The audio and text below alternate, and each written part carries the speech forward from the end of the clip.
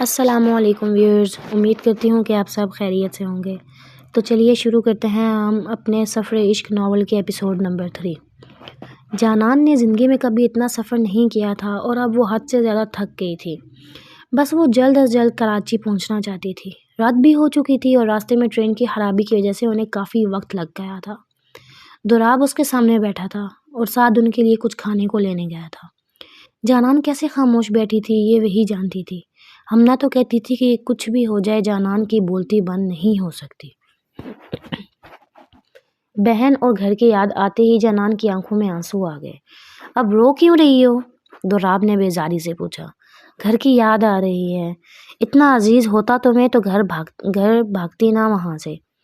تب تک سعد بھی بریانی کے ڈبے لے آیا تھا اور دوراب کی بات اسے بری لگی تھی۔ دوراب، سعد نے کچھ کہنا چاہا مگر جانان اس کی بات کاٹ کر بولنے لگی۔ بھاگی نہیں میں گھر سے۔ پھر کچھ سوچنے کے بعد بولی، ہاں ایک طرح سے بھاگی بھی ہوں مگر دوسری لڑکیوں کی طرح نہیں۔ ایک تو مجھے میری آپی نے بولا تھا جانے کو اور دوسرا میں اپنے شوہر کے پاس جا رہی ہوں، تو یہ بری بات تو نہیں نا؟ اچھا تو آپ شادی شدہ بھی ہیں؟ چھوڑو یہ سب، میری بہنوئی کے بارے میں بتاؤ مجھے، تمہارے قابل بھی ہے یا نہیں؟ سعد نے اس کا غصہ کم کرتے ہوئے اسے باتوں میں لگانا چاہا۔ شایان جی آرمی کے میجر ہیں، باقی دکھتے کیسے ہیں یہ یاد نہیں، اور اتنا پتہ ہے مجھے کہ کیسے بھی ہوں کچھ لوگوں کی طرح ادرک نہیں ہوں گے جن کو لگتا ہو کہ ہنسنا اور بولنا بہت مہنگا ہے اور وہ دنیا کے سب سے غریب انسان ہے۔ وہ بتا تو سعد کو رہی تھی مگر دیکھ دوراب کو رہی تھی۔ دوراب نے سارا دن جانان کو کچھ نہیں بولنے دیا جس کی وجہ سے جانان بھی اب اپنا غصہ نکال رہی تھی۔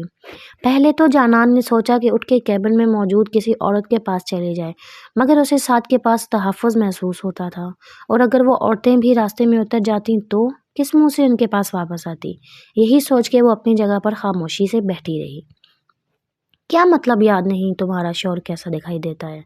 سعد نے حیرانی سے پوچھا۔ میں 5 سال کی تھی جب ہمارا نکاح ہوا تھا۔ آپ کو پتہ ہے سعد بھائی، انہوں نے مجھ سے وعدہ کیا تھا کہ وہ مجھے لینے آئیں گے، اور میں نے بھی وعدہ کیا تھا کہ میں انہیں نہیں بھولوں گی اور انتظار کروں گی۔ وہ تو آئی نہیں لینے، لیکن میں اپنا وعدہ کبھی نہیں توڑتی اور یہ بات تو آپی کو بھی پتہ تھی، اس لیے جب بابا نے طلاق کا کہا تو آپی نے مجھے ان کے پاس بھیج دیا۔ لیکن اب میں ان کے پاس جاؤں گی اور پھر ان سے بہت لڑوں گی، پھر وہ معافی مانگیں گے اور پھر ہم مل کے لاہور جائیں گے اور بابا کو بھی منا لوں گی۔ جانان بولنا شروع ہوئی تو بولتی گئی، جبکہ دوراب اس کی باتوں پر یہ سوچ رہا تھا، کیا ہوتا اگر زندگی اتنی آسان ہوتی؟ تمہارے بابا کیوں تمہارا رشتہ ختم کرنا چاہتے تھے؟ اس دفعہ سوال دوراب کی طرف سے آیا تھا۔ پتہ نہیں، جانان افسردہ ہوئی مگر پھر اس کی نظر سعد کے ہاتھ میں موجود بریانی کے ڈبے پر گئی اور اس نے ایک ڈبہ لے لیا۔ باتوں میں آپ نے بریانی ٹھنڈی کر دی، مرغی کی روح بددعائیں دے گی آپ کو۔ جانان کے ایسے کہنے پر دوراب بھی مسکرایا تھا۔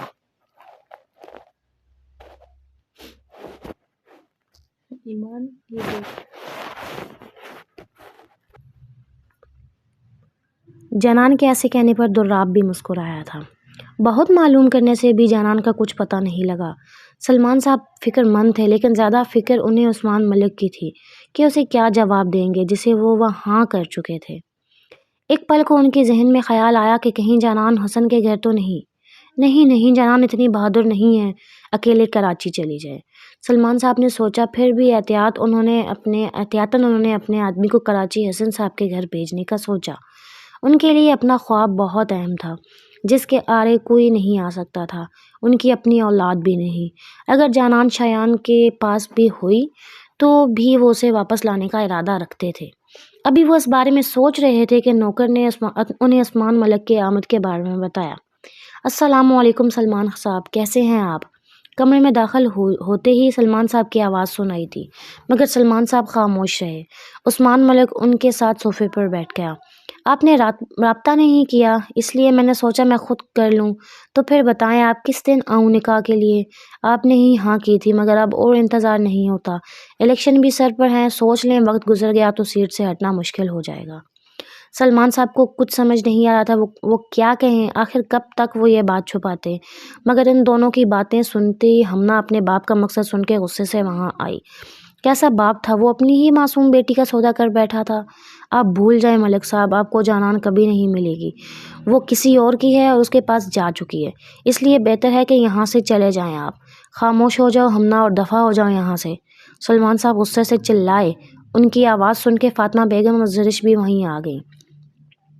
جی خاموش ہو جاؤں میں، اور آپ اپنی بیٹیوں کا سودا کرتے رہیں؟ چٹاخ! سلمان صاحب نے زوردار تھپڑ ہمنا کو مارا، لیکن یہ بھی ہمنا کو چپ نہ کروا سکا۔ مارے اور کر بھی کیا سکتے ہیں آپ؟ شرم آتی ہے آپ کو اپنا بابا کہتے ہوئے؟ اور جو آپ دونوں کا مقصد ہے کبھی پورا نہیں ہوگا۔ جانان اس آدمی کو نہیں ملے گی، کیونکہ میں نے بھیج دیا ہے اسے، اور اب تو وہ شایان بھائی کے پاس پہنچ گئی ہوگی، آپ دونوں کے گھٹیا ارادوں سے دور۔ ہمنا نے عثمان کو کھا جانے والی نظروں سے دیکھا اور اپنے آنسو پوچھتے ہوئے وہاں سے چلی گئی۔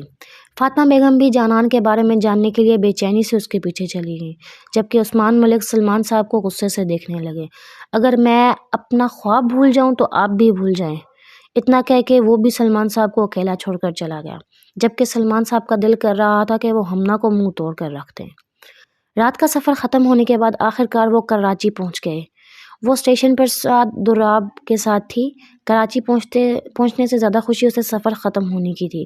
پہلے ہی رات کو اسے دراب کے بالکل سامنے والی بیڈ پر سونا پڑا، جو کہ اسے اچھا نہیں لگا تھا، لیکن اب ساری مشکل ختم ہو چکی تھی۔ آپ نے میری بہت مدد کی اور خیال بھی رکھا، اس کے لیے تھینک یو۔ بس ایک آخری مدد کر دیں، اس نے دراب سے کہا، کیونکہ اتنا تو وہ سمجھ گئی تھی کہ سعد ہر بات دراب کی ہی مانتا ہے۔ بولو۔ وہ دراب کے بولنے پر جانان نے اس کے ہاتھ میں ایک پرچی تھما دی۔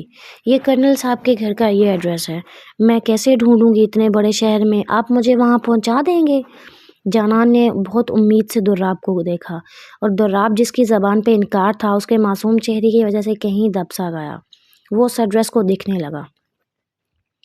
اسٹیشن سے اس پتے پر پہنچنے میں 1 گھنٹہ لگنا تھا، اور جہاں دراب کو جانا تھا وہ جگہ بالکل مختلف سمت میں تھی۔ دراب نے گہرا سانس لیا اور جانان کو دیکھا۔ چلو۔ جانان کی خوشی اس کے چہرے پہ چھلکنے لگی۔ آپ بہت اچھے ہیں، جبکہ دوران نے اس کی بات پر دھیان نہیں دیا، کیونکہ وہ جانتا تھا وہ کچھ دیر بعد اسے پھر سے برا لگے گا۔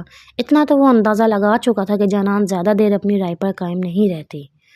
تقریباً 1 گھنٹہ شہر میں سفر کرنے کے بعد وہ آخرکار کرنل صاحب کے گھر پہنچ گئے تھے۔ جانان بہت خوش بھی تھی اور پریشان بھی۔ وہ یہی سوچ رہی تھی کہ اگر شایان نے اسے نہیں پہچانا تو کیا ہوگا؟ پھر خود کو خود ہی دلاسا دینے لگی۔ دراب اسے ساتھ چھوڑ کے خود فون چیک کرنے چلا گیا، اور جانان حیران تھی کہ آج کے زمانے میں بھی کوئی ایسا ہے جو موبائل نہیں رکھتا۔ سعد اور کرنل صاحب کے گھر کے باہر کھڑے تھے۔ سعد کی بیل بجانے پر ایک چوکیدار باہر آیا۔ جی، ہمیں کرنل صاحب سے ملنا ہے، یہ ان کے مہمان ہیں، لاہور سے آئی ہیں، سعد نے جانان کی طرف اشارہ کرتے ہوئے کہا۔ مگر کرنل صاحب تو گھر نہیں، بلکہ گھر پر کوئی بھی نہیں۔ کیا شایان بھی نہیں ہے گھر پہ؟ کہاں گئے ہیں وہ؟ جانان نے پریشانی سے پوچھا۔ ایسا لگ رہا تھا کہ وہ بھی رو دے گی۔ جی مجھے تو کچھ عرصہ ہوا ہے کام کرتے ہوئے، اور کرنل صاحب جب 2 سال پہلے ریٹائر ہوئے تھے تب سے بیمار رہتے تھے، اس لیے بیگم صاحبہ انہیں لے کر آزاد کشمیر چلی گئیں۔ باقی زیادہ تو کچھ نہیں پتہ، ان کے بچے بھی وہیں رہتے ہیں ان کے پاس۔ شاید چوکیدار کو بھی جانان کی رونی صورت پر رحم آیا تھا۔ آزاد کشمیر؟ جانان بس اتنا ہی بول پائی، اور اس کی آنکھوں میں آنسو آ گئے۔ یہ دیکھ کے سعد بھی پریشان ہو گیا۔ آپ کے پاس موبائل نمبر ہوگا ان کا؟ سعد نے چوکیدار سے پوچھا۔ صاحب ہم تو نوکر لوگ ہیں، کوئی کام ہو تو وہ خود فون کر لیتے ہیں ٹیلی فون پہ، اور اس پہ تو نمبر نہیں آتا، اور ویسے بھی جہاں وہ رہتے ہیں وہاں موبائل کے سگنل نہیں آتے۔ آپ مجھے وہاں کا ایڈریس بتا دیں، سعد نے کہا۔ جی مجھے پتہ تو نہیں پتہ، مگر رفیق کو پتہ ہے کہ میں اسے فون کر کے پوچھتا ہوں۔ اتنا کہہ کے وہ واپس اندر چلا گیا، اور سعد جانان کے کندھوں پر ہاتھ رکھ کے اسے دلاسا دینے لگا۔